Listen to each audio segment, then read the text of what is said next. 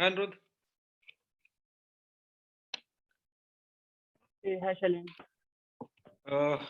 Can we make Dr. Tyagi a co-host because he has to share his screen? Hello, sir. Yeah, sure.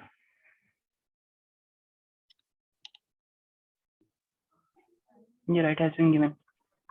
Okay.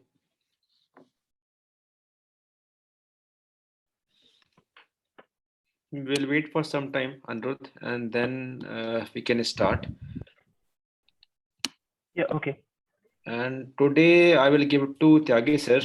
Tyagi sir, today it will be all about the agronomy. Is what we are thinking is that next time we can have a dedicated IoT for Pomegranate workshop webinar in which we'll talk only about the IoT application, starting from the why the monitoring is required and how it can help in automatic the irrigation, how it can help in the disease forecast and the other features. But this we can make it very specific to agronomy. जो भी आपने disease वाला बात की थी, तो इस वाले में हम लोग केवल डिजीज के बारे में बात करेंगे. नेक्स्ट वेबिनार रखेंगे हम लोग, there we can emphasize totally only on the IoT applications.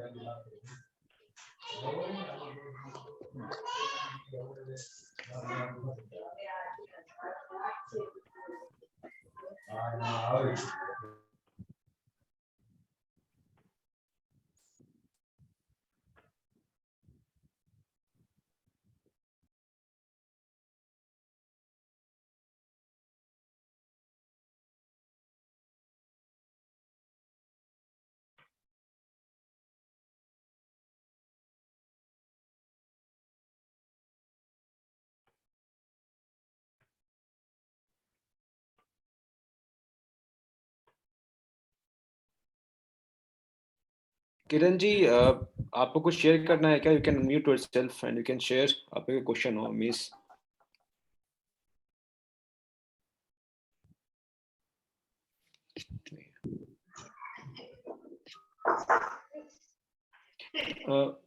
I think Anirudh we can start क्योंकि already 7 बज गए हैं. But Tyagi is here and Just a second. Just continue. sure. Yeah, okay. Sir सभी को नमस्कार. मेरी आवाज आ रही है सर? Yes sir, आपकी आवाज आ रही है and welcome to webinar sir. We will give it to you. I think most जितने भी लोग यहाँ पर प्रस्तुत हैं, for their information, आज का वेबिनार हमारा हिंदी में रहेगा. सर पिछले वेबिनार में हम लोगों ने 2 डिसीज पे चर्चा की थी. Right sir. इसमें बैक्टीरियल ब्लाइट और एंथ्रेक्नोज पे. तो पोमग्रेनेट में और जो डिसीज हैं जैसे cercospora leaf spot, wilt and fruit rot, 3 diseases और प्रमुख डिसीजेस हैं पोमग्रेनेट की. तो आज हम उन पे चर्चा करेंगे. ओके सर, आई थिंक अगर आप लास्ट टाइम के वेबिनार का थोड़ा अगर इंट्रोडक्शन दे देंगे. Kiran ji can please.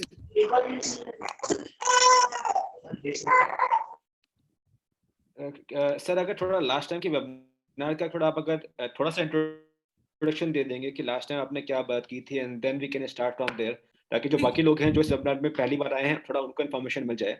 And मैं जो त्यागी सर का जो लास्ट टाइम का वेबिनार था मैं उसका लिंक यहाँ पर शेयर कर दूंगा. सभी लोग जाके उसको देख भी सकते हैं वहां पर. और अगर कोई उनके क्वेश्चन होंगे तो इस क्वेश्चन में पूछ सकते हैं। हम लोग ऐसा करेंगे कि जो क्वेश्चंस हैं वो सबसे लास्ट में पूछेंगे, बिकॉज जो बीच में इंटरप्शन होता है तो फिर त्यागी सर का भी फ्लो थोड़ा जाता है। तो जितने भी क्वेश्चन हैं आप लोग नोट कर सकते हैं, आप लोग सबसे आखिरी में क्वेश्चन पूछ सकते हैं। एंड मीनवाइल वेबिनार के बीच में I will keep on sharing the requested information, जो भी बाकी वेबिनार्स की इन्फॉर्मेशन मैं शेयर करता रहूंगा। Tyagi sir, over to you. Okay sir.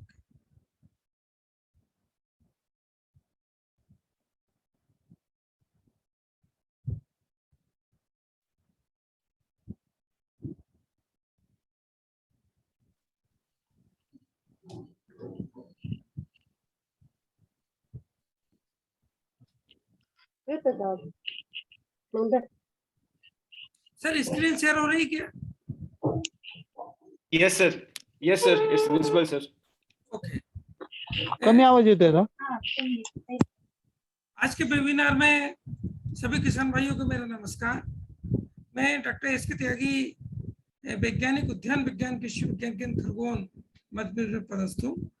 पिछले कुछ सप्ताह पहले संडे के दिन ही हमने अनार की दो प्रमुख बीमारी, जिसमें बैक्टीरियल लीफ स्पॉट और एंथ्रेक्नोज पे किसानों से चर्चा की थी। इसमें किसानों ने पार्टिसिपेट किया था, उनके क्वेश्चन के भी जवाब दिए थे।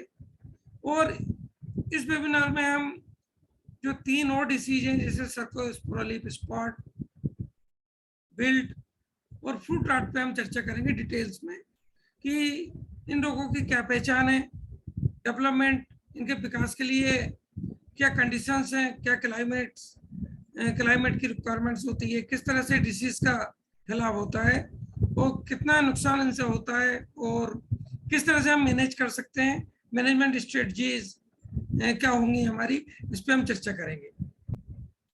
तो जैसा कि थोड़ा सा हम अनार के बारे में बात करें तो अनार भारत में धीरे धीरे इसकी खेती किसान कर रहे हैं और बहुत टेक्निकल तरीके से इसमें आगे बढ़ रहे हैं। पहले सबसे पहले इसमें जो मुख्य रूप से महाराष्ट्र बहुत आगे था। महाराष्ट्र के बाद गुजरात, कर्नाटक में इसकी खेती प्रमुख रूप से की जा रही है। अभी हाल ही के वर्षों में मध्य प्रदेश, राजस्थान, उत्तर प्रदेश, आंध्र प्रदेश, हरियाणा एवं पंजाब में भी छोटे छोटे पॉकेट्स में इसकी खेती शुरू हो रही है, लेकिन अभी भी मुख्य रूप से महाराष्ट्र, गुजरात और कर्नाटक में इसकी खेती की जा रही है। यदि इसकी एरिया की बात करें तो भारत में 233.93 हजार हेक्टेयर में अनार की खेती हो रही है, जिससे लगभग 2844.52 मेट्रिक टन जो प्रोडक्शन प्राप्त हो रहा है। और प्रोडक्टिविटी की बात करें तो 12.16 मेट्रिक टन प्रति हेक्टेयर जो हमारी प्रोडक्टिविटी है। और हमारे से अनार भारत में और भारत के बाहर विदेशों में, विशेषकर यूएसए, सऊदी अरब और अपने पड़ोसी देश नेपाल है, बांग्लादेश है, उनमें भी हम एक्सपोर्ट कर रहे हैं। तो अनार एक अधिक आय देने वाली फसल है। यदि डोमेस्टिक बाजार की बात करें, यदि आपने क्वालिटी मेंटेन कर ली तो 70-80 रुपए किलो हमें डोमेस्टिक मार्केट में मिल रहा है। यदि एक्सपोर्ट क्वालिटी बना ली तो बाहर 150 से 200 रुपए किलो तक हमें अनार मिलता है। तो इसमें जो क्वालिटी में जो मुख्य बातें आती है पेस्ट और डिसीज का, क्योंकि अनार में यदि कोई डिसीज आती है तो सबसे पहले नुकसान फलों पे जो स्पॉट्स बनते हैं, डिसीज के स्पॉट्स बनते हैं। और यदि अनार पे स्पॉट्स बन गए तो जो 150 रुपए किलो की जो अनार है वो 10 रुपए किलो में कन्वर्ट हो जाएगा स्पॉट्स बनते।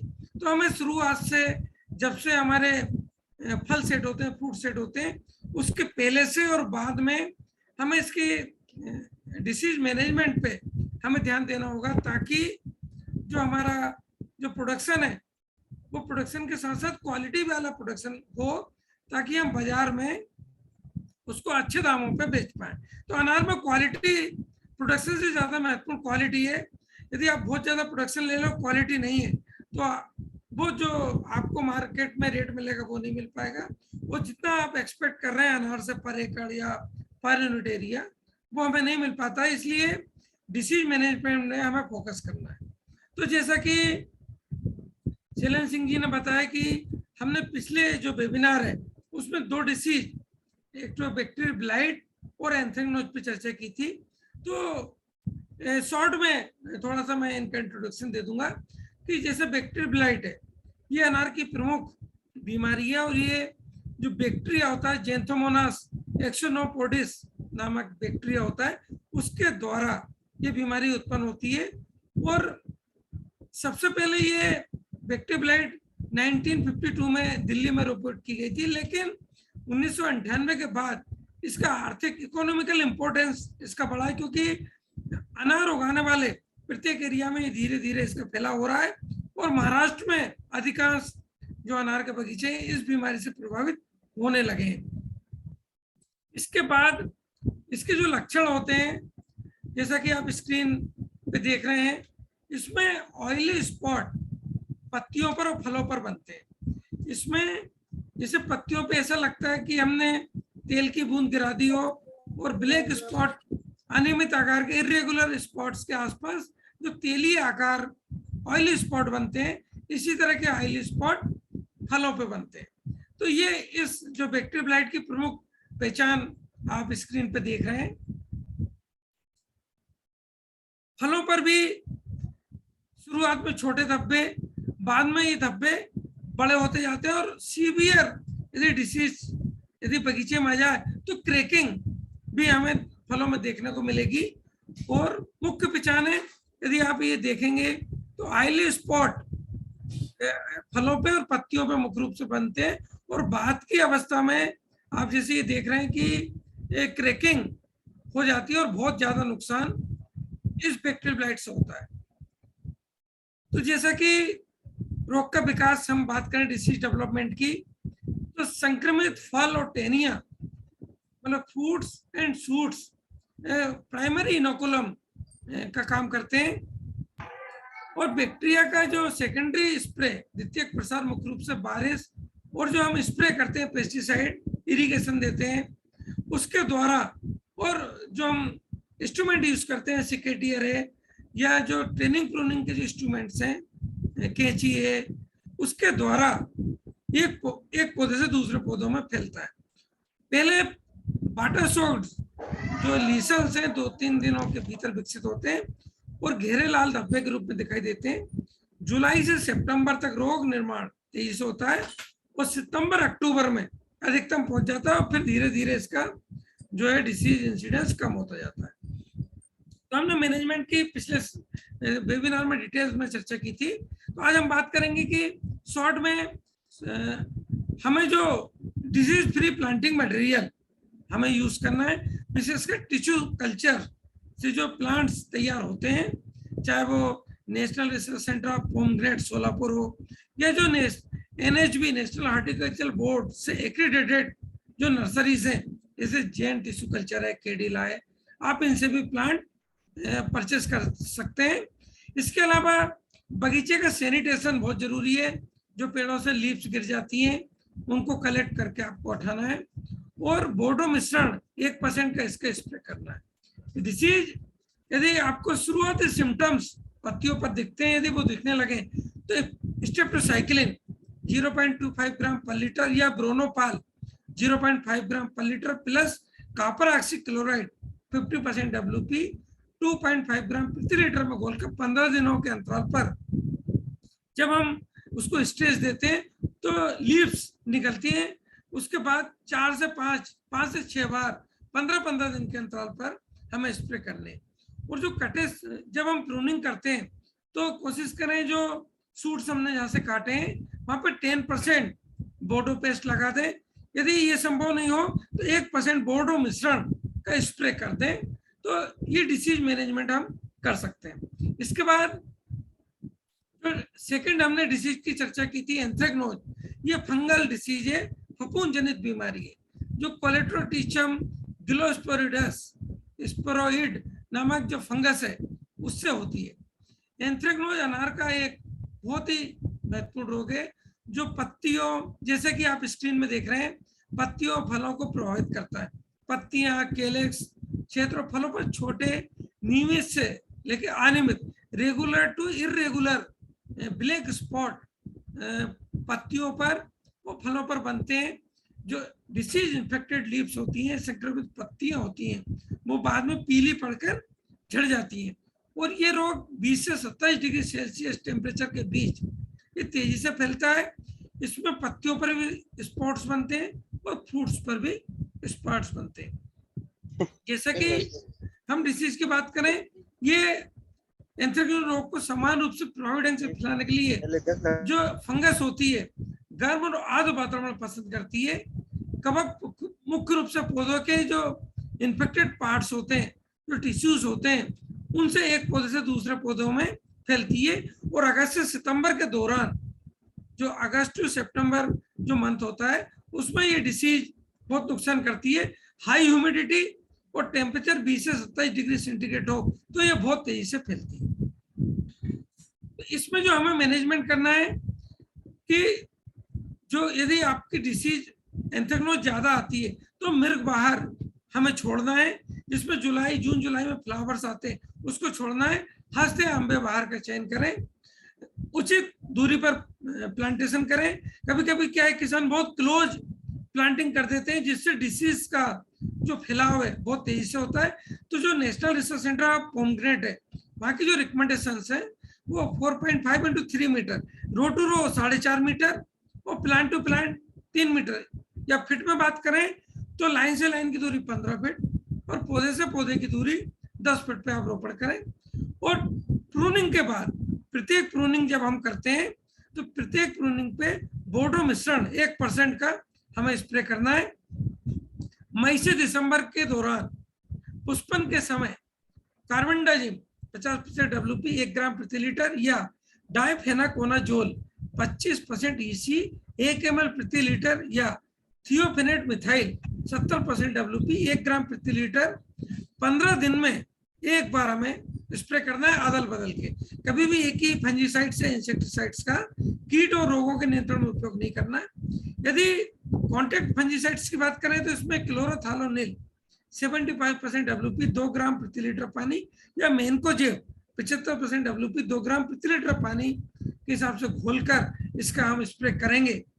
तो हमें जो एंथ्रेक्नोज बीमारी है उस पर बहुत अच्छे नियंत्रण हमें मिलेगा। तो डिसीज कंट्रोल से ज्यादा हमें उसको प्रिवेंशन पे ध्यान देना है। जो मैंने मैनेजमेंट स्ट्रेटजी बनाई है कि बीमारी हमारे बगीचे में आए ही नहीं, इस पे ज्यादा फोकस करना है, क्योंकि आने के बाद हमारा नुकसान भी होता है और हमें खर्च भी अधिक करना पड़ता है, वो कंट्रोल थोड़ा मुश्किल होता है। तो ये 2 डिसीज के बारे में हमने पिछले वेबिनार में चर्चा की थी। हम अब बाकी जो 3 डिसीज है उसके बारे में एक एक करके हम चर्चा करेंगे।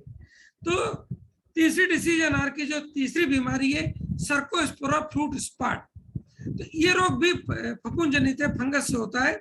सर्कोस्पोरा स्पीसीज जो है इसमें रोगजनक है, पैथोजन है। तो इसमें भी जैसे कि स्क्रीन में आप देख रहे हैं, पत्तियों पर शुरुआत में धब्बे, पीले प्रभामंडल, जो उसका धब्बे के आसपास का जो भाग रहता है वो येलो दिखाई देता है और विभिन्न आकारों में अनियमित अलग अलग शेप में इसके धब्बे हमें दिखाई देते हैं। फूल के बाह्य दलों पर जो फ्लावर्स जो कैलिक्स होता है उस पर भी स्पॉट इसमें बनते हैं और फलों पर भी, जैसा कि आप स्क्रीन में देख रहे हैं, फलों पर भी धब्बे बनते हैं। शुरुआत में जो स्पॉट्स होते हैं वो छोटे होते हैं और बाद में ये स्पॉट बढ़ जाते हैं। तो धीरे धीरे ये पूरे फल को प्रभावित करता है और इस तरह के फल बाजार में मुश्किल से 10 रुपए किलो से ज्यादा नहीं बिकते और हमारी जो 100 रुपए किलो का अनार है वो 10 रुपए किलो में आ जाता है। तो सर्कोस्पोरा लीफ स्पॉट भी प्रमुख बीमारी है। इसका भी जो संक्रमण का जो प्रमुख कारण है कि जो रोगजनक है, पैथोजन है, जो हम ट्रेनिंग प्रूनिंग करते हैं और खेत में ही जो पत्तियां और उसके डंठल छोड़ देते हैं और इन्फेक्टेड लीव्स और स्टेम्स, शूट्स, ये इसका पैथोजन यहाँ पे सरवाइव करता रहता है और बाद में ये फेवरेबल कंडीशन मिलते ही ये पौधों पे फैल जाता है। जुलाई से अक्टूबर इसका प्रमुख जो इन्फेक्शन होता है, जुलाई से अक्टूबर के समय में। अधिकांशतः अनार में बीमारी बरसात के मौसम में आती है, जिसमें हम मृग बहार जो लेते हैं उसमें अधिकांशतः बीमारियों का प्रकोप हमें देखने को मिलता है। तो इसमें जो डिसीज मैनेजमेंट की जो हमारी स्ट्रेटजी रहेगी कि यदि इन्फेक्टेड आपको फ्रूट्स दिखें तो आपको शुरुआत में तोड़कर और कहीं बाहर खेत से बाहर ले जाकर, खेत में ना फेंकें, बाहर ले जाकर एक गड्ढा खोदें और उसमें दबाएं या कहीं और ले जाकर नष्ट करें। और रोग के प्रारंभिक स्टेज में, प्राइमरी स्टेज में या शुरुआत में हमें एजोक्सिस्ट्रोबिन 23% EC 1 ml प्रति लीटर पानी या मेटीराम 55% प्लस पायरोक्लोस्टोबिन 5% WG 3 ग्राम प्रति लीटर पानी में घोलकर 15-15 दिन के अंतराल पर जो फफूंदनाशी है फंजीसाइड से, उनको अदल बदल कर हमें स्प्रे करना है। कभी भी एक ही फंजीसाइड्स का लगातार स्प्रे नहीं करना। दूसरा फ्रूट रॉट, ये भी फफूंद जनित बीमारी है जिसमें एस्परजिलस फोइटिडस और फाइटोपथोरा स्पीसीज जो फंगस है वो इन्वॉल्व है, पैथोजन है। और इस रोग में भी फलों का रंग केलेक्स रे या फलों की सतह से शुरू होता है। पहले फीके लाल भूरे स्पॉट्स जैसा कि आप फलों पर देख रहे हैं ये बनते हैं और बाद में ये धब्बे ब्लैक कलर के हो जाते हैं और फैल जाते हैं। और आर्द्र ह्यूमिड यदि वातावरण बनता है तो ये तेजी से फैलता है और इनके जो स्पॉट्स हैं उनसे बदबू भी आने लगती है। ये फल सड़ने लग जाते हैं, फल सड़न इसी को बोलते हैं। और इसके कारण बाजार में इन फलों की जो कीमत है वो बहुत ही कम हो जाती है और पूरे फल सड़ जाते हैं और पेड़ से नीचे गिर जाते हैं यदि ज्यादा प्रकोप होने लगे तो। इसमें भी शुरुआत में फूलों से, शुरुआत में फूल जब फूल आते हैं तब से शुरू होता है। बारिश के मौसम में सबसे ज्यादा इस बीमारी का प्रकोप होता है। और ये यदि इंसेक्ट्स का प्रकोप भी यदि बगीचे में ज्यादा हो तो इसका फैलाव बहुत तेजी से होता है।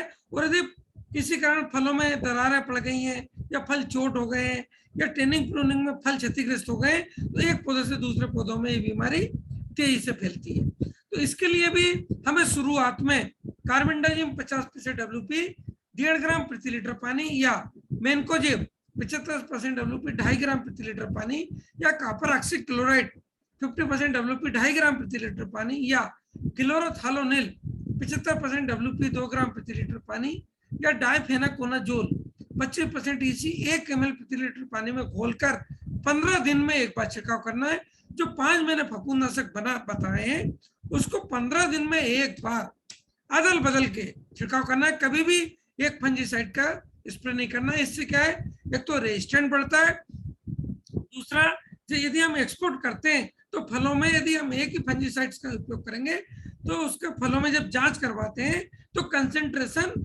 उसका ज्यादा निकलता है। यदि हम अदल बदल के स्प्रे करेंगे तो फंजीसाइड्स जरूर 4-5 निकलेंगे लेकिन अंडर लिमिट उसका जो कंसेंट्रेशन फलों में निकलेगा ppm वो अंडर लिमिट निकलेगा जो एक्सपोर्ट्स के मानक के में सही पाया जाएगा। यदि अंडर लिमिट कोई पेस्टिसाइड यदि हमें फलों में प्राप्त होता है तो एक्सपोर्ट में वो अलाउ है, अपर लिमिट नहीं होना चाहिए। यदि हम एक ही कीटनाशक या फफूंदनाशक लगातार इस्तेमाल करते हैं तो उसका जो कंसेंट्रेशन है वो फलों में ज्यादा निकलता है। तो हर बार अदल बदल के स्प्रे करना है। और हमेशा ध्यान रखें पहले फलों को तोड़ें और तुड़ाई के बाद स्प्रे करें। कभी भी फल तोड़ने के पहले कभी भी स्प्रे नहीं करना है। यदि फल तोड़ने के पहले हम स्प्रे करते हैं तो फलों में उस पेस्टिसाइड का कंसेंट्रेशन ज्यादा निकलेगा, लिमिट से ऊपर निकलेगा। तो किसान भाइयों से हमेशा मेरा यही कहना है कि फंजीसाइड्स को अदल बदल के स्प्रे करें और फल तोड़ने के बाद हमें स्प्रे करना है, कभी भी फल तोड़ने के पहले स्प्रे नहीं करना है। इसके बाद जो घातक बीमारी आती है बिल्ट, जिसको हम मुक्टा बोलते हैं, ये रोग फ्यूजेरियम ऑक्सीस्पोरम एक फंगस होती है उसके द्वारा ये फैलता है। इसमें फ्यूजेरियम ऑक्सीस्पोरम एवं सोराटोसिस्टिस फिम्ब्रिएटा नामक 2 फफूंद या रोगजनक इसमें शामिल होते हैं। इस रोग में क्या होता है, प्रभावित पौधों की कुछ टहनियां, जैसे कि हम देख रहे हैं एक पौधे के एक भाग हरा है दूसरा भाग सूखा है, या कभी कभी पूरा पौधा का पौधा सूख जाता है। और जब पौधे में इन्फेक्शन होता है तो कुछ महीनों में या 1 साल के अंदर पूरा पौधा धीरे धीरे समाप्त होता है और एक बार डिसीज फैलने लगे तो पूरे बगीचे में धीरे धीरे ये बीमारी जो बिल्ट है ये फैलने लग जाती है। तो ये भी बहुत घातक बीमारी है, और विशेषकर वहां पे जहाँ पे जल भराव हो या जो आर्चेट का है प्रबंधन सही ढंग से नहीं हो, तो बिल्ट बीमारी एक मुख्य बीमारी सामने आने लगी है हाल ही के वर्षों में। तो जैसे कि मैंने बताया, इसमें 2 फंगस इन्वॉल्व हैं, और हम जो ट्रेनिंग प्रूनिंग करते हैं उसके द्वारा भी ये बीमारी फैलती है। साथ में जो इरिगेशन वाटर होता है, यदि आपके यहाँ ड्रिप नहीं लगी है, फ्लड इरिगेशन करते हैं, तो प्रभावित पौधों से ये स्वस्थ पौधों में इरिगेशन वाटर सिंचाई जल के द्वारा एक पौधे से दूसरे पौधों में फैलता है। साथ में यदि हम बगीचे में बार बार ट्रैक्टर चलाते हैं, जुताई करते हैं, तो प्रभावित पौधों की जड़ों से स्वस्थ पौधों की जड़ों में ये फैलता है। तो ज्यादा हमें कल्टीवेशन या कल्टीवेटर चलाने से बचना चाहिए। जब जरूरत हो तभी इसमें कल्टीवेटर चलाएं, बार बार कल्टीवेटर नहीं चलाएं। ट्रेनिंग प्रूनिंग जो हमें इंस्ट्रूमेंट्स हैं उनको सैनिटाइज करें, बोर्डो मिश्रण का घोल बना लें, और जो 1% बोर्डो मिश्रण के घोल में बार बार एक लाइन हमने जैसे काटी तो बार बार जो इंस्ट्रूमेंट है, सिकेटरी है, कैंची है, उसको सैनिटाइज करें और इसके बाद उसका उपयोग करें। और ड्रिप सिंचाई उपयोग करें, फ्लड इरिगेशन अनार में कभी नहीं करें। तो उक्टा रोग जैसे मैनेजमेंट स्ट्रेटजी की बात करें तो उक्टा रोग से प्रभावित यदि कोई डिसीज वाला पौधा है तो उसको जड़ सहित मिट्टी सहित उखाड़ें, वो खेत के बाहर ले जाकर सुखाकर उसको जला दें। उसको ऐसे नहीं फेंकें, नहीं तो पूरे खेत में डिसीज फैल जाएगी। और यदि पौधा उखाड़ते हैं तो उसको ऐसे हाथ से पकड़ के नहीं ले जाए, नहीं तो पूरे खेत में वो प्रभावित जो मिट्टी है, सोइल है, वो फैलेगी और पूरे खेत में बगीचे में फैल जाएगी। तो उसकी मिट्टी को एक बोरे में भरें और सावधानी पूर्वक वो पॉलिथीन बैग या बोरे को खेत से बाहर ले जाके फेंके। और रोग के लक्षण दिखाई देते ही, यदि पत्तियां मुरझा रही हैं, मुरझा के लटक रही हैं शुरुआत में, तो प्रोपिकोनाजोल 25% EC 1.5 ml प्रति लीटर पानी या कार्बेंडाजिम 50% WP 2 ग्राम प्रति लीटर पानी में घोलकर जो पौधे के नीचे जहाँ पे रूट जोन है वहां पे आप ड्रेंचिंग करें। यदि छोटा पौधा है तो 5 लीटर प्रति पौधा, यदि बड़ा पौधा है तो 10 लीटर प्रति पौधा आप ड्रेंचिंग करें। 15-15 दिन में 2-3 बार अदल बदल के ड्रेंचिंग करें तो इस बीमारी का फैलाव हमें रुक जाएगा। चौथा, एक और डिसीज है जो फंगस या बैक्टीरियल नहीं है, ये न्यूट्रिएंट से जुड़ी हुई है, जिसको फ्रूट क्रैकिंग बोलते हैं। इसको ये फिजियोलॉजिकल डिसऑर्डर है। यदि खेत में बोरान की या मिट्टी में बोरान की कमी है या भूमि में नमी, हम सिंचाई बहुत ज्यादा करते हैं या बहुत कम करते हैं, तो इन कंडीशंस में ये हमें को फ्रूट क्रैकिंग ये फिजियोलॉजिकल डिसऑर्डर है, न्यूट्रिएंट डिफिशियंसी, साथ में सॉइल मॉइस्चर पे के कारण ये होती है। तो इसमें मृदा में आवश्यक नमी बनाए रखें। सॉइल टेस्ट के आधार पर न्यूट्रिएंट्स का इस्तेमाल करें, विशेषकर बोरान का। और बोरान बाजार में 20% अवेलेबल रहता है स्प्रे के लिए, तो 1.5 ग्राम प्रति लीटर पानी में घोलकर 15 दिन के अंतराल पर आप इसका 2-3 स्प्रे करें। फूल आने के बाद, जब फल फ्रूट सेट होते हैं उसके बाद 3 स्प्रे 15-15 दिन के अंतराल पर करें। ये बोरान, ये वाटर सॉल्युबल बोरान 500 ग्राम प्रति एकड़ ड्रिप से 15 दिन के अंतराल पर 2 बार चलाएं। ये जब बेसल डोज दे रहे हैं उस समय बोरेक्स बाजार में मिलता है, तो 4 किलोग्राम प्रति एकड़ आप बोरेक्स देंगे तो ये फ्रूट क्रैकिंग की समस्या आपकी सॉल्व होगी। तो आज मुख्य रूप से इन्हीं डिसीज पे बात करनी है। और इसके बाद जो शैलेंद्र सिंह साहब है, यदि कोई उनकी तरफ से क्वेश्चन आता है तो उस पर चर्चा करेंगे, और यदि कोई किसानों के प्रश्न हो तो हम उस पर भी चर्चा करेंगे, या और कोई किसानों का क्वेश्चन हो तो उस पर हम चर्चा करेंगे। एक क्वेश्चन ऑलरेडी आ चुका था कि जो आपने बताया था फंगिसाइड, वो एक बार में एक ही डालना है या फिर मतलब कि मल्टीपल डाल सकते हैं? किसी ने क्वेश्चन पूछा था ऑलरेडी यहाँ पर। सर देखिए कि हमारी किसानों से एडवाइस ये रहेगी कि कभी भी 2 फंजीसाइड्स को आपस में मिलाने की कोई आवश्यकता नहीं है। यदि ऐसा लगता है कि किसान 2 फंजीसाइड्स डालना चाहते हैं तो बाजार में कई कॉम्बिनेशन अवेलेबल है, जैसे एजोक्सिस्ट्रोबिन डाइफेनाकोनाजोल या एजोक्सीएस्ट्रोबिन टेबुकोनाजोल या कार्बेंडाजिम मेनकोजेब या कॉपर सल्फेट मेनकोजेब या हम बात करें मेनकोजेब प्लस मेटालेक्सिल, तो ऐसे कई टेबुकोनाजोल प्लस टाइफ्लॉक्सिस्ट्रोबिन, यदि 2 फंजीसाइड की आवश्यकता है तो बाजार में रेडीमेड जो आपस में जिनकी कंपेटिबिलिटी है उनको मिलाकर डाल सकते हैं। कभी भी अपने मन से नहीं मिलाए, क्योंकि जो कॉपर बेस्ड फंजीसाइड्स हैं यदि उनको अन्य के साथ मिलाएं या सल्फर बेस्ड फंजीसाइड है उनको कहीं मिलाते हैं तो टॉक्सिसिटी बढ़ती है। दूसरी बात कि कॉम्बिनेशन किस प्रोपोर्शन में करना है, जैसे एजोक्सीस्ट्रोबिन और टेबुकोनाजोल या एजोक्सीस्ट्रोबिन या डाइफेनाकोनाजोल को मिलाते हैं तो उनका जो प्रोपोर्शन है क्या होना है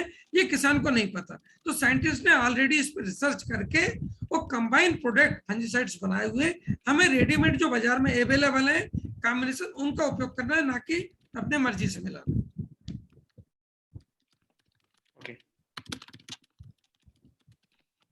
ओके सर लास्ट टाइम भी कुछ क्वेश्चंस आए थे जो कि मोस्टली आपके ऑर्गेनिक चीजों पे थे, तो मतलब कि आपको कोई रिकमेंडेशन है ऑर्गेनिक फर्टिलाइजर्स के, या फिर मतलब कि बिकॉज बहुत सारी चीजें आपके ऑर्गेनिक वाले होती हैं, जैसे कुछ आपके फंगीसाइड्स होते हैं, आपके फंगीसाइड्स बोलना गलत होगा, बायो न्यूट्रिएंट्स होते हैं, बायो फर्टिलाइजर्स होते हैं आपके, जिसमें कि केमिकल कंपोनेंट्स कम रहते हैं आपके, तो आपका कोई रिकमेंडेशन उस साइड में है जहां पर कि बिकॉज बहुत लोग आपके आजकल इनफैक्ट जो जितने भी प्रोग्रेसिव फार्मर्स हैं वो कोशिश ये करते हैं कि केमिकल्स ना यूज किए जाएं, जो आपने पॉइंट बताया था कि अगर जो कंसंट्रेशन रहता है इन केमिकल्स का फलों पे अगर एक लिमिट से ज्यादा होता है और अगर ये फल एक्सपोर्ट किए जा रहे हैं और वहां पर अगर एक्सपोर्ट में आपका जो कंसंट्रेशन है एक लिमिट से ऊपर आ गया तो मतलब कि वो पूरा आपका पूरा रिजेक्ट कर देंगे एंड वो बहुत भयंकर लॉस होता है। और फिर जो हमारी कंट्री का नाम भी है, जैसे कि अपन नेपाल में कुछ दिनों पहले एक इन्फॉर्मेशन आई थी कि उन्हें 7 या 8 कंटेनर पूरे जला दिए बिकॉज इसमें अमाउंट ऑफ जो केमिकल था वो बहुत ज्यादा था।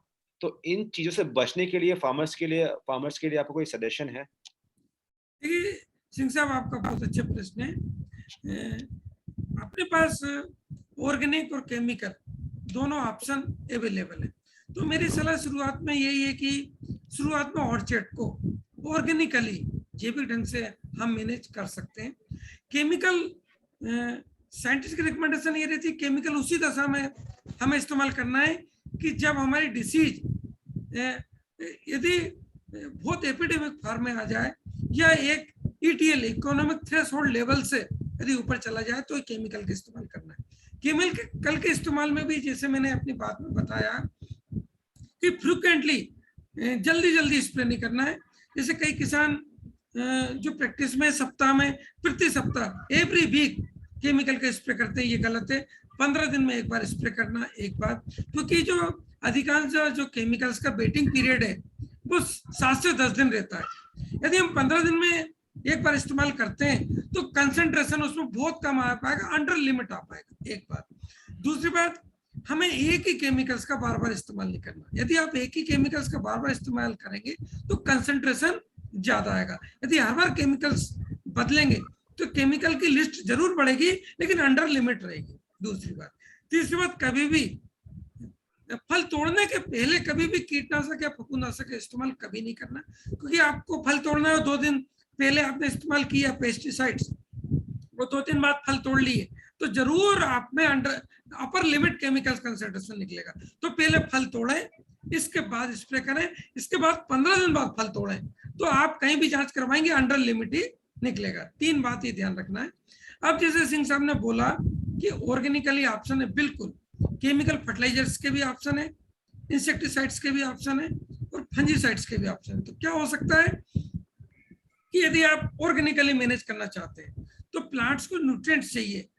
इस बात का कोई महत्व नहीं है कि वो केमिकल से दें या FYM से दें या वर्मी कंपोस्ट से दें या ऑयल केक्स से दें या बायो फर्टिलाइजर से दें। तो हमारी जो रिकमेंडेशन है, यदि आप ऑर्गेनिकली मैनेज करना चाहते हैं तो एक पौधे में टिनिंग प्रूनिंग के बाद कम से कम 25 किलो गोबर की खाद, पकी हुई FYM या 5 kilo vermicompost plus 2 kilo नीम की खली प्रति पौधा यदि आप देते हैं तो आपका 50% जो न्यूट्रिएंट्स रिक्वायरमेंट है वो पूरी हो जाएगी। यदि आप इसमें बायो फर्टिलाइजर ऐड करते हैं, जैसे 25 किलो गोबर की खाद मैंने प्रति पौधा बताया, या 5 किलो वर्मी कंपोस्ट बताया, इसके साथ साथ प्रति पौधा 100 ग्राम एजेटोबैक्टर, 100 ग्राम पीएसबी कल्चर और 100 ग्राम एजोस्पर्मम कल्चर यदि ऐड करते हैं तो फिर फर्दर 25% रिक्वायरमेंट फिर पूरी हो जाएगी। तो 50%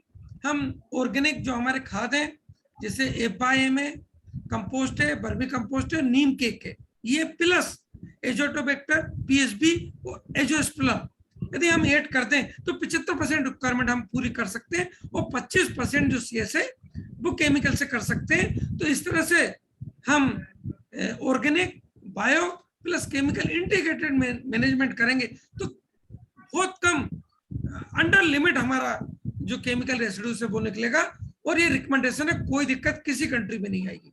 यदि पूरा करना चाहते हैं तो हम जो सिंगल एक बार जो ऑर्गेनिक इस्तेमाल कर रहे हैं उसको टुकड़ों में 2 बार करते हैं, एक बार ट्रेनिंग प्रूनिंग के बाद और एक बार 3-4 महीने बाद जब फ्रूट डेवलप हो जाए, और उसके 3-4 महीने फ्रूट सेट के 3 महीने बाद फिर इस्तेमाल करते हैं। तो 2 टुकड़ों में करते हैं तो हम ऑर्गेनिकली भी मैनेज कर सकते हैं। इसके अलावा हमें जो मल्चिंग है वो ऑर्गेनिकली मल्चिंग कर सकते हैं, ज्यादा इंटरकल्चर ऑपरेशन नहीं करना, ताकि जो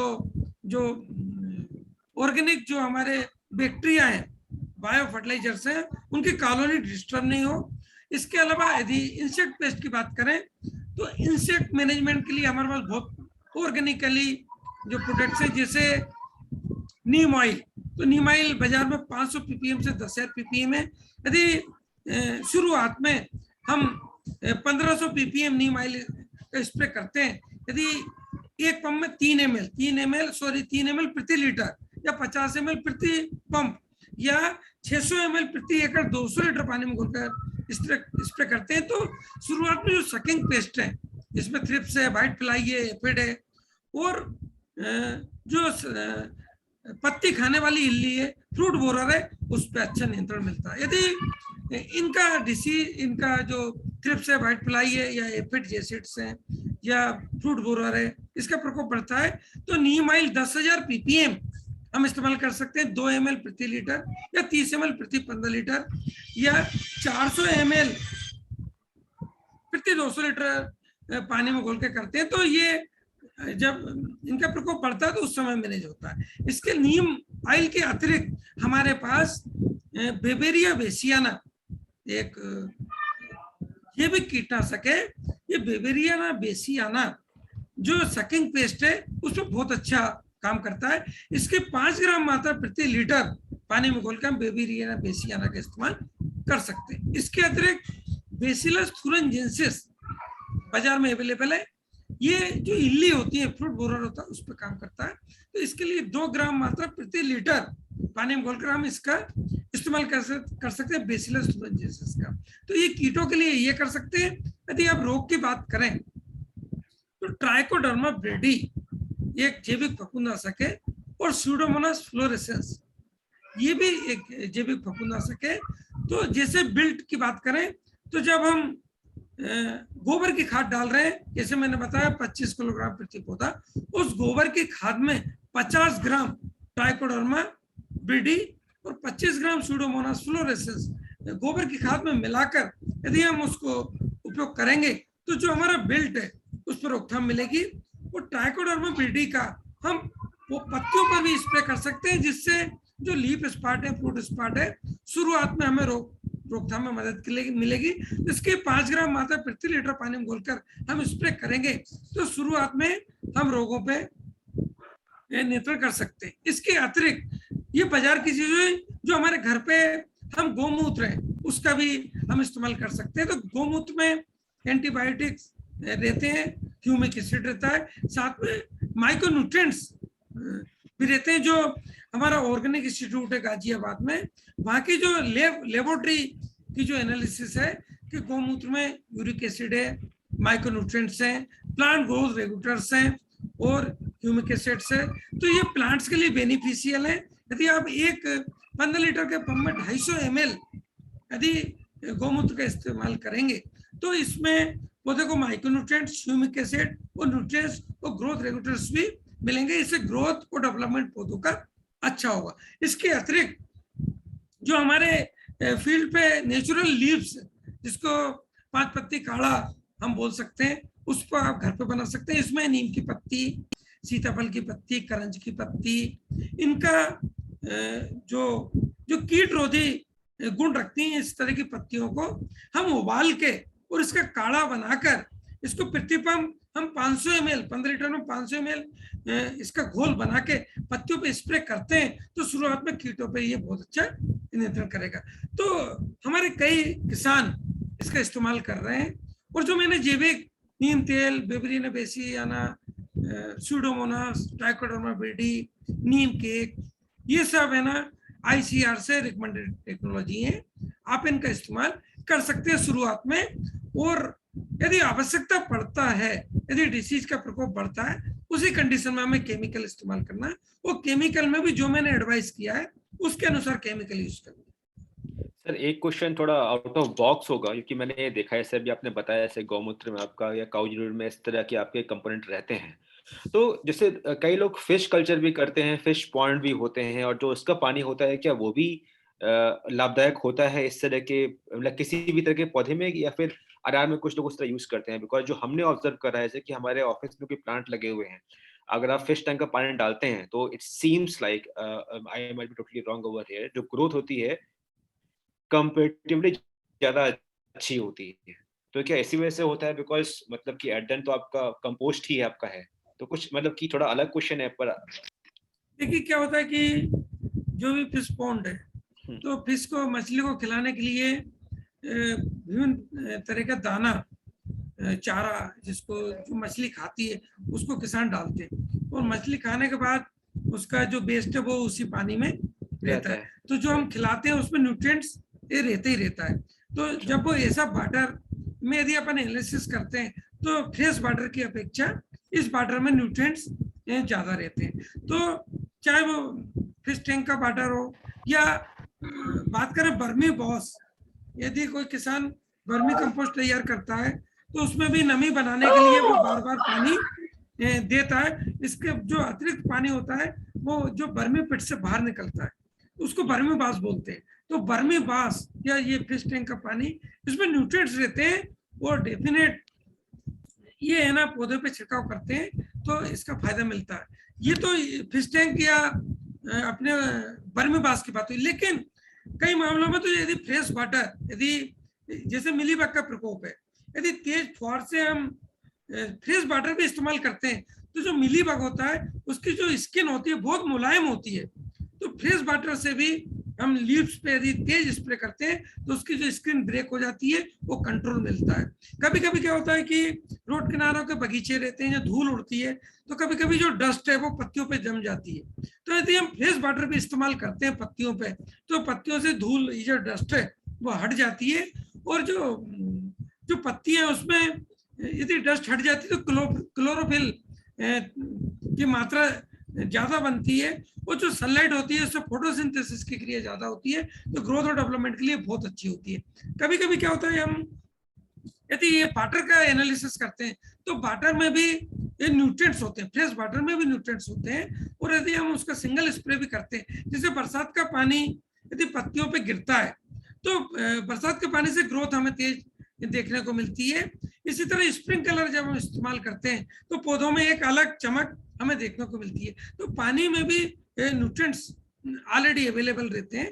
तो पत्तियों से जो पौधा होता है वो पत्तियों से भी न्यूट्रिएंट्स एब्जॉर्ब करता है और रूट से भी एब्जॉर्ब करता है। तो इस तरह का जो वाटर स्प्रे है वो बेनिफिशियल रहता है।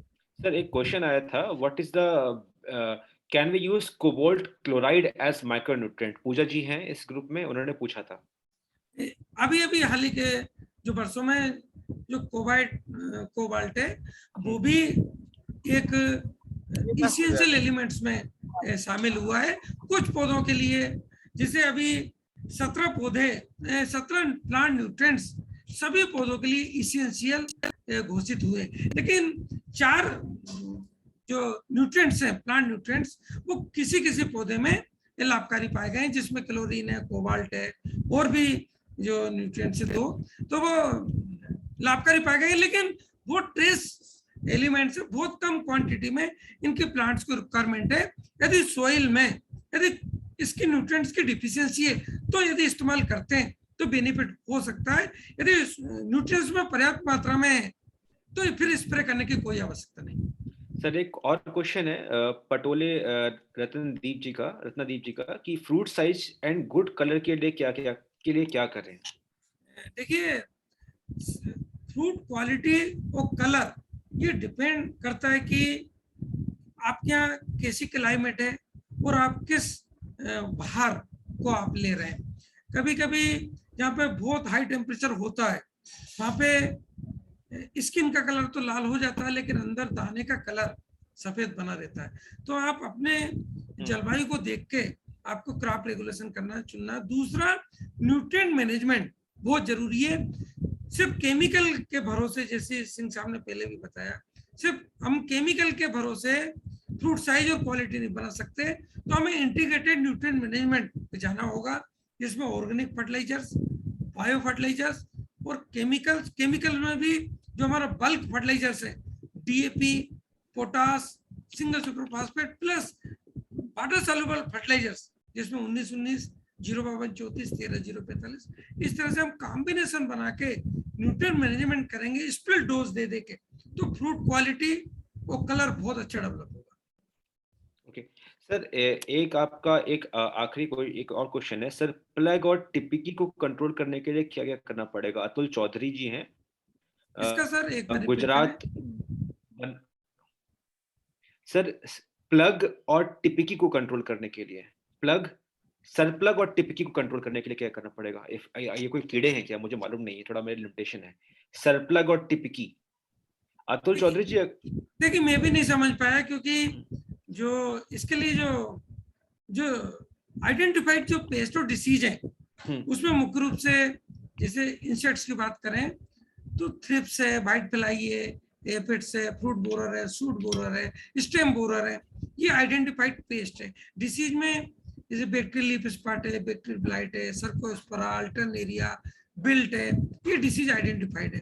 यदि कोई सिम्टम बताएं, यदि कोई प्रॉब्लम, इससे क्या प्रॉब्लम आ रही है, तो अपन आइडेंटिफाइड करके रिकमेंडेशन दे सकते हैं इसकी। अतुल जी, आप इस ग्रुप में हैं क्या? ये मुझे फोटो पेस्ट करेंगे तो मैं आगे इसको आइडेंटिफाइड करके रिकमेंडेशन बता सकता हूँ। अतुल जी पूछिए। हेलो अतुल जी। हेलो। हाँ सर। जी सर, बोलें। हेलो, नमस्कार। जी सर। नमस्कार। नमस्ते सर, बोले सर। सर, हाँ, दाडम में, अनार में रोग आसाल आ गया है जी। प्लग का रोग आ गया है, टिपकी का रोग आ गया है, और जो फल है वो पेड़ से नीचे गिर रहे हैं। देखिए सर, आपके डिसीज के नाम से तो मैं आइडेंटिफाई नहीं कर पा रहा, लेकिन आप क्या करें कि व्हाट्सएप पर आप जो भी आपके डिसीज के फोटो हैं लीव्स पे और फ्रूट्स पे, वो हमें सेंड कर दें। हमें जो आपके डिसीज है या पेस्ट है आइडेंटिफाइड करके हम आपको रिकमेंडेशन देंगे। हेलो सर, ऐसी बात है। जी। हेलो। हाँ सर, हाँ बोलिए अतुल जी, बोलिए। बोले सर। हाँ, जो बड़े पेड़ थे जो 6 महीने में लगाया था, बैठाने के लिए बैठाया था, वो माल में बहुत दिक्कत आ गई है। और फिर 500 रुपया है जो हम अगस्त महीना में लगाया है, उसको माल पकड़ना अगस्त में शुरू किया है। जी। तो उसमें भी हमें डर लग रहा है कि जब ये माल पूरा पक गया और लाल शाइनिंग आ गया, तब माल बिगड़ने लगा। मुझे लगता है सर कोई ना कोई डिसीज होगी सर, फोटो इसको बुलवाए अपन आइडेंटिफाइड करके। हाँ अतुल जी, आप फोटो भेज दीजिएगा ग्रुप में, हम लोग इसको त्यागी सर से बात करके आपको रिप्लाई कर देंगे, बिकॉज ऐसे थोड़ा बताना हार्ड होता है। एक सर क्वेश्चन, लास्ट क्वेश्चन और आया था इसमें। ठीक है। Please repeat the fungicide combination for wilt. ये एक हम आखिरी क्वेश्चन लेते हैं, then we can wrap this meeting.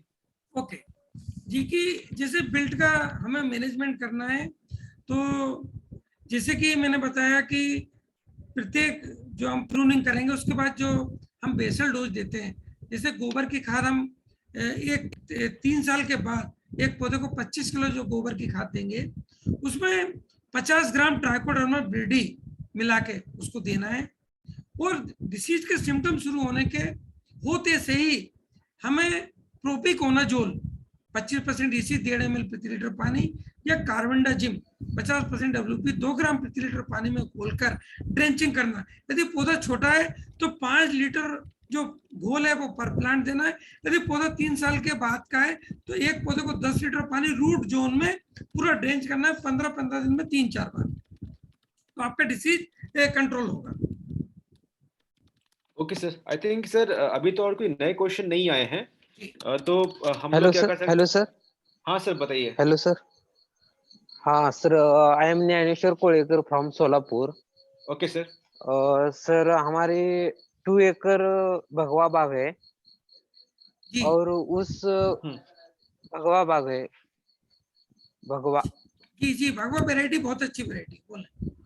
हाँ सर, उस फ्रूट में तेली ड्रॉप, ऑयली ड्रॉप्स पर ईयर आता है सर।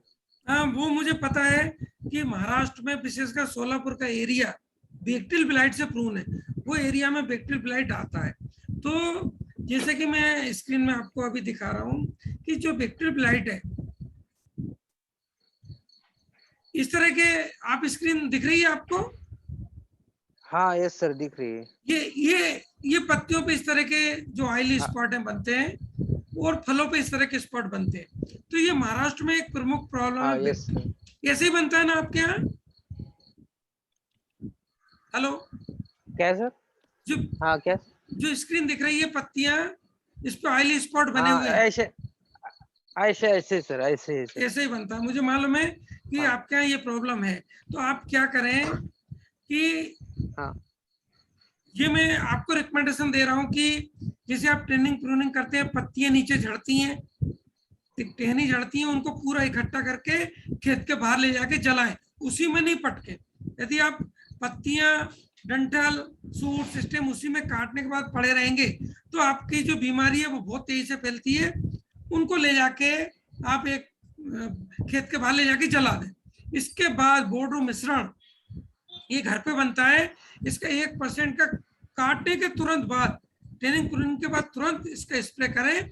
और बीच में बीमारी शुरू होते से ही यदि आपके यहाँ आ ही रही है तो फिर स्टेप्टोसाइक्लिन 0.25 ग्राम प्रति लीटर पानी या ब्रोनोपाल 0.5 ग्राम प्रति लीटर पानी प्लस कॉपर ऑक्सीक्लोराइड 50% WP 2.5 ग्राम प्रति लीटर पानी में घोलकर 15-15 दिन के अंतराल पर 5-6 बार स्प्रे करना आपको अनिवार्य, तब जाके ये बैक्टीरियल ब्लाइट कंट्रोल होगा।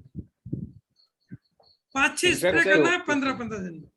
इनफैक्ट जो आपने ये पॉइंट बताया था कि जो कटिंग और प्रूनिंग करते हैं उसके बाद कई सारे किसान जो पत्तियां होती हैं या टहनियां होती हैं वहीं छोड़ देते हैं, बोलते हैं कि हम सुखा देंगे वो, जबकि इनफैक्ट मैंने ग्रेप में भी देखा कई किसान वही करते हैं, गलत करते हैं। सर वो गलत प्रैक्टिस है। यदि प्लांट्स हेल्दी है, कोई बीमारी नहीं है तो कोई दिक्कत नहीं। यदि प्लांट्स में बीमारी है, विशेषकर बैक्टीरियल डिसीज है और लीव्स इन्फेक्टेड है, यदि वो जो मलबा है इसका प्लांट्स का खेत में रहेगा, वो बारिश पड़ते ही नमी हो जाएगी और जो फंगस के कोनिडिया डेवलप होकर डिसीज फैल जाएगी। तो ये रॉन्ग प्रैक्टिस है। यदि डिसीज जहाँ आ रही है वहाँ पे ऑर्चर्ड सैनिटेशन बहुत महत्वपूर्ण है। राइट सर, एक विनीत जी का कोई क्वेश्चन है। विनीत जी आप कोई क्वेश्चन पूछना चाहेंगे? आपको अनम्यूट करना होगा अपने आप को। विनीत जी अपने आप को अनम्यूट कर लें प्लीज। Hello sir. जी बोले sir.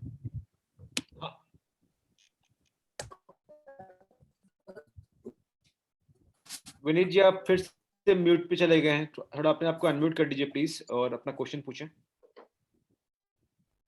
This is Vineet here sir. Anthracnose का कंट्रोल क्या करना? इसका sir how to control anthracnose? Sir anthracnose okay. देखिए एंथ्रेक्नोज जैसे स्क्रीन पे आपको दिख रहा है, ये सिम्टम्स पत्तियों पर और फलों पर आते हैं और ये विशेषकर जो बरसात का मौसम होता है जुलाई से सितंबर, इस मौसम में ये बीमारी बहुत तेजी से फैलती है। वो फ्रूट पे स्पॉट आ गए तो काफी नुकसान होता है। तो देखिए इसके लिए जो रिकमेंडेशन है कि जैसे आप ट्रेनिंग प्रूनिंग करें ऑर्चर्ड की, बोर्डो मिश्रण 1% का स्प्रे करें। इसके बाद मई से दिसंबर के दौरान जो केमिकल्स है, कार्बेंडाजिम 50% WP 1 ग्राम प्रति लीटर पानी या डाइफेनाकोनाजोल 25% EC 1 ml प्रति लीटर पानी या थियोफेनेट मिथाइल 70% WP 1 ग्राम प्रति लीटर पानी में घोलकर 15 दिन में एक बार अदल बदल के स्प्रे करना। जो 3 केमिकल हैं अदल बदल कर, वो नीचे कॉन्टेक्ट फंजीसाइड से, ऊपर सिस्टमिक है, नीचे कॉन्टेक्ट है, इसमें क्लोरोथालोनिल 75% WP 2 ग्राम प्रति लीटर पानी या मेनकोजेब 75% WP 2 ग्राम प्रति लीटर पानी। तो ये 5 फफूंद नाशक फंजीसाइड्स एंथ्रेक्नोज के लिए रिकमेंडेड है। ये 5 फंजीसाइड्स को अदल बदल के 15 दिन में एक बार इस्तेमाल करेंगे तो आपका एंथ्रेक्नोज कंट्रोल हो जाएगा। Okay, thank you, sir. ठीक है sir, thank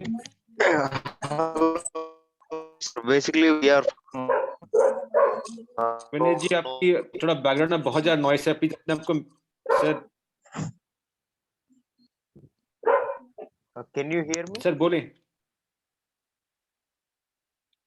Yeah, basically, we are from Andhra, so I don't know Hindi. So- Could you please? Sorry, sir. Give me the- Yes, sir. What you can do, sir, is you can just WhatsApp me. We have created a group. Please WhatsApp me. I'll talk to Dr. Tyagi, sir. I'll get this information from him and I'll share it with you. I think you have asked for the how to control the anthracnose, right, sir? Vineet ji, I think you have asked how to control. Yeah, so I'll just get this information from Dr. Tyagi and I'll share it with you over the WhatsApp group. One second, brother. In my orchard, we are facing some issues with high dosage of chemicals. In my orchard, fruits are very hard after spraying of Nagata plus Tafuj. How to control this? How to overcome this? Sir, I have very limited information. I'll just convey this information to Dr. Tyagi. I think you will be in the group, right? The pomegranate disease group. Please Yeah. tag me. My name is Shalin. You can tag me. You can ask your question over there, and I'll pass it down to Dr. Tyagi. Okay, and I'll get back Okay, to you with the respective answers. Okay, Shalin, what is the YouTube channel? YouTube channel name, please. No, it's a WhatsApp channel, WhatsApp group, I know WhatsApp, which but we have created. yeah, do you have any YouTube Yes. channel? Yes, I'm pasting it over here. I have just pasted it on in the chat box. Okay, You can could search you for please? Yuktix Technologies. Sorry. You can simply go to YouTube. You can search for Yuktix Technologies Private Limited. You will get our channel name. We are there on the YouTube also. Please Hello, pin sir, here. What is the PPT. name of YouTube channel? Yuktix. Hello, sir. Why? PPT. Sir, PPT, we have our own PPT. I will just share it with you. Okay. Vineet ji, you can just, I am just writing it in the chat. You can search for Yuktix, YUKTIX. Okay. Could you please give me a favor? Please continue these type of conversations in English also. I will, sir. I will Yeah. try. Next time we'll have this thing in English. No, I understand.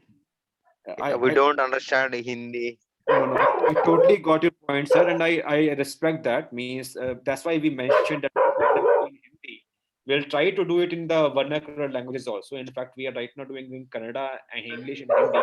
We'll add more languages, sir. Okay, Okay, sir. Tyagi sir, thanks for your time. We'll wrap up this webinar, and to all the members who have joined this webinar, thanks a lot for joining the webinar. Next webinar will be having only on the IoT part, how the IoT can be used to improve the way agriculture is done. And as Vineet ji mentioned, we'll try to have this webinar in other languages also. हमने ये हिंदी में किया था because we mentioned कि हम हिंदी में कर रहे हैं, मतलब कि ऐसा कुछ नहीं है, हम बाकी लैंग्वेजेस में करेंगे इसको नेक्स्ट टाइम से। सभी किसान भाइयों को जो इस वेबिनार से जुड़े और जो बाद में इस वेबिनार को देखेंगे, सभी को मेरा बहुत बहुत धन्यवाद। मुझे आशा है कि जो युक्टिक्स टेक्नोलॉजी का जो प्रयास है, शैलेंद्र सिंह सर का जो प्रयास है, वो डेफिनेटली किसानों के लिए बेनिफिशियल होगा। वो किसान जो पोमग्रेनेट क्रॉप है वो उसको अच्छे से मैनेज कर पाएंगे और गुड क्वालिटी अनार है उसका उत्पादन कर पाएंगे और उनको जो आय है पर यूनिट एरिया जरूर बढ़ेगी।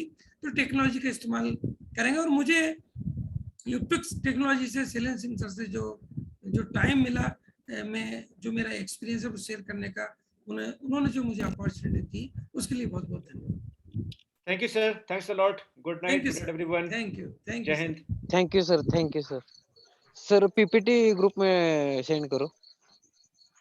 मैं भेजता हूँ सर, थोड़ा मुझे सर से बात करनी हाँ, पड़ेगी, मैं भेजता हूँ sir. Okay, okay sir. Thank you sir. Anirudh, we can just wrap this up. Anirudh, you are there? Yes, I am here. Okay, ठीक है, I'm we doing. can close.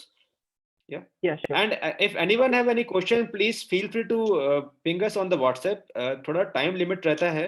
That's why we might not be able to answer every one of you. But yeah, we will try our level best to get back to individual of you also.